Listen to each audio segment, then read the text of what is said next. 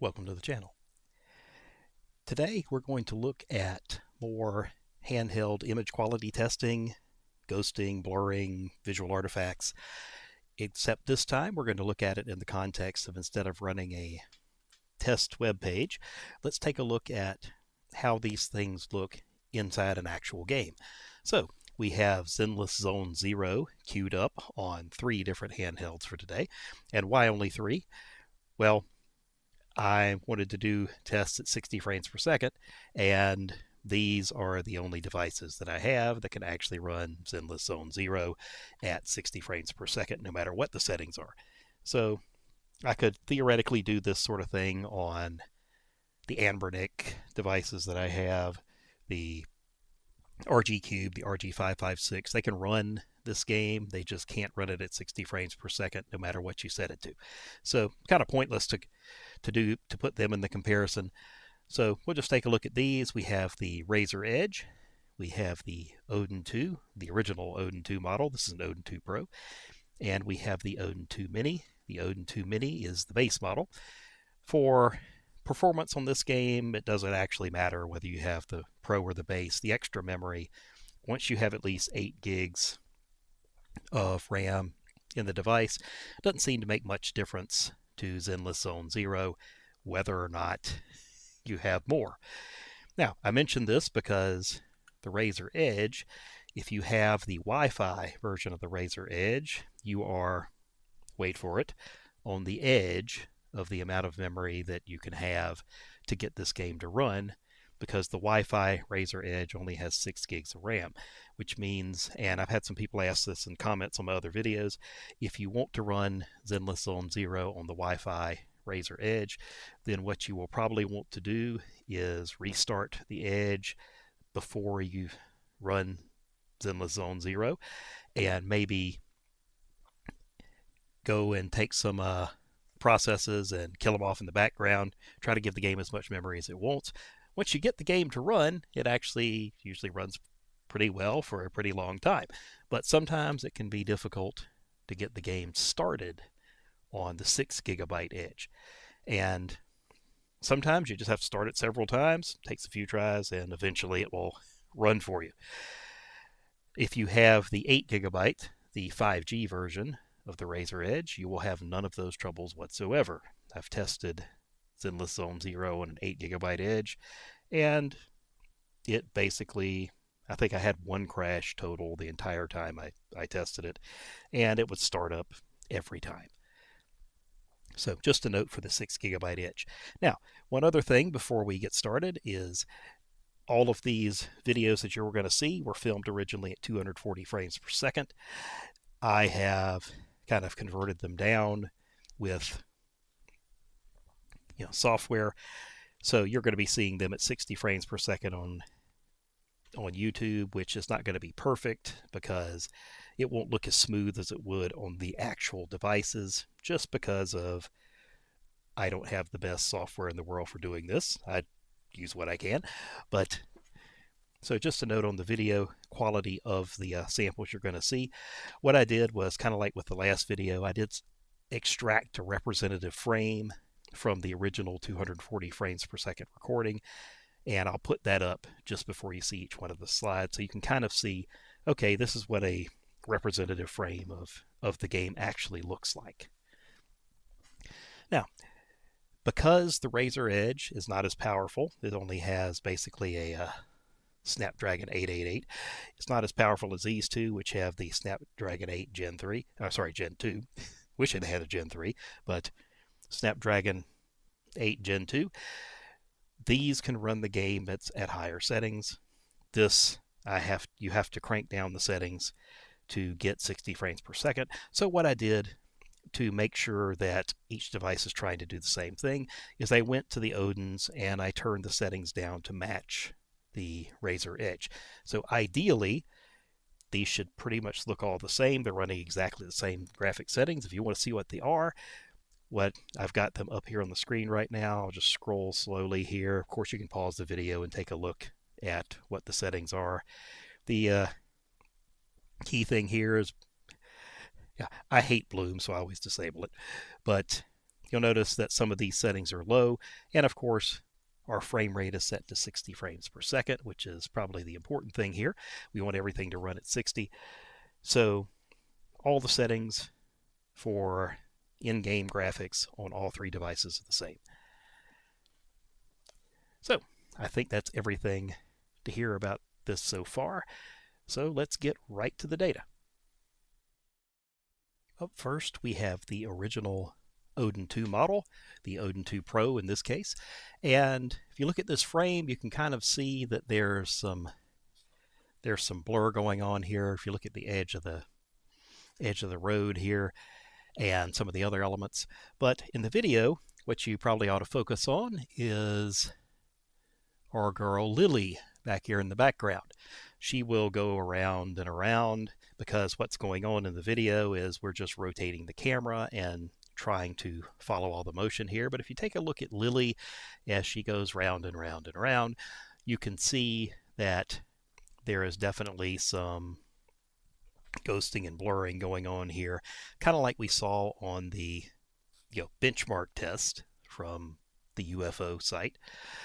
But this is at least in the actual game, and you might say, okay, well, what if this blurring effect's just being caused by the game? Well, remember, when we compare to the other two videos, in the game settings, it's the same for every handheld. So, and particularly you can see this being duplicated back here. I think the Odin 2, the original screen, the pixels are a little slow to change, so you're going to get this blurring effect.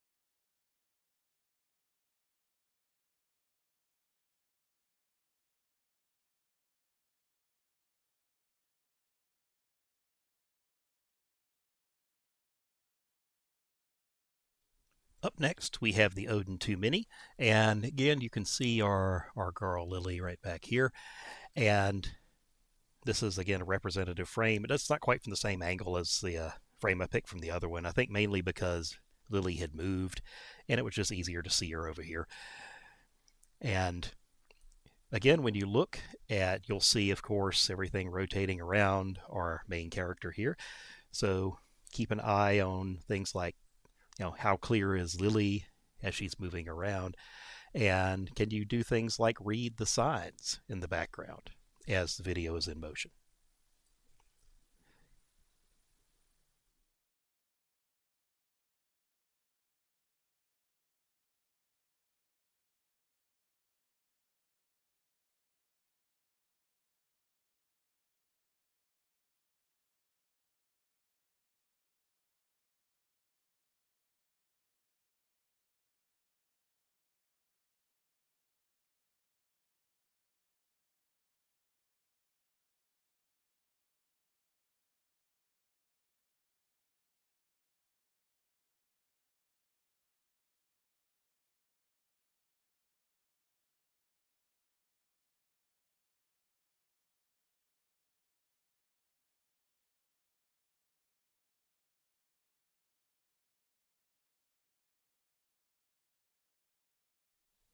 Last but certainly not least, in this kind of test at least, is the Razer Edge. And you can see some motion blur in the background, but our girl Lily here is pretty darn clear. And this was true in most of the frames in this video. So one thing that we notice with the Razer Edge, and you'll see it when you look at the video sample, is that there's a lot less blurring in here. And if you're actually seeing it on the game screen itself, as opposed to a video that was recorded at 240 and then back converted to 60, you will certainly see that the motion's very smooth, even though the items in the background, the characters, the signs and whatnot are actually pretty clear, and for the larger signs, they're actually pretty easy to read. So the OLED screen of the Edge really does make motion, provided that the Edge can actually run the frame rate you need, makes the motion a lot easier on the eyes than something like the original Odin 2. And if we think about the results from things like the Retroid Pocket 3 Plus, definitely easier on the eyes than the frankly blurry, smeary mess that the Retroid Pocket 3 Plus screen is.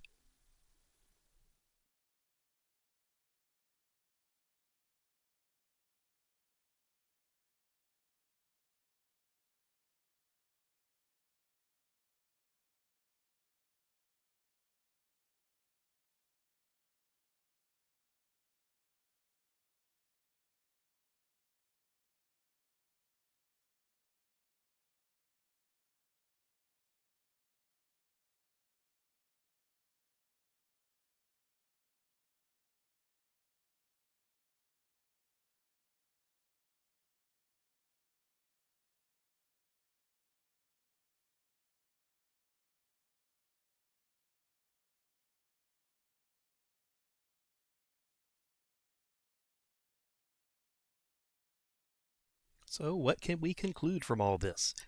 Well, I think for one thing, the reason that a lot of people are clamoring for OLED screens on these retro handhelds is that a lot of the screens that we see in the devices that we have available just don't have the capability of reproducing fast motion without it getting blurry.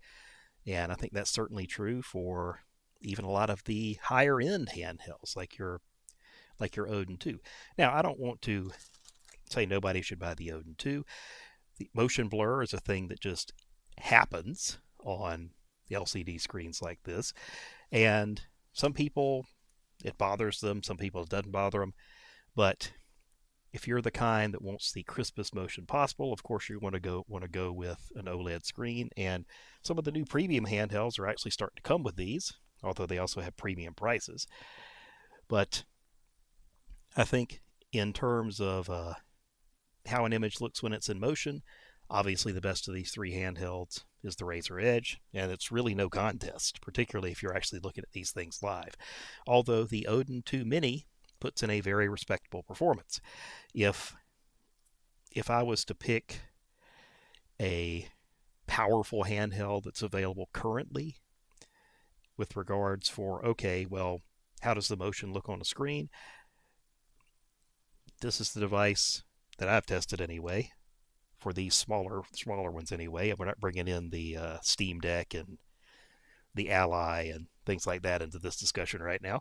But of the ones I've tested, if you want the power of the more advanced Snapdragon, this Odin 2 Mini, things look good on it. When you have still images, things look good on it in motion.